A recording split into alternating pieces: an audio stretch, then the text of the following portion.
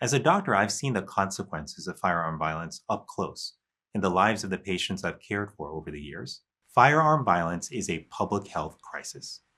Our failure to address it is a moral crisis. US Surgeon General Vivek Murthy declared gun violence a public health emergency and called on state and federal policymakers to take action. Murthy's office issued the first of its kind advisory on firearms in America, saying gun violence threatens the health and well being of our country. Firearm deaths in children and adolescents steadily rose beginning in 2013 but dramatically increased in 2019, surpassing motor vehicle accidents as the leading cause of death for youth. In 2022, 4,063 children and adolescents died by firearm. Nearly 80% of adults also reported experiencing stress from the possibility of a mass shooting, while 33% said this fear prevents them from going to certain places or events. The collective trauma and fear that Americans are experiencing is contributing to the mental health challenges that we are facing today.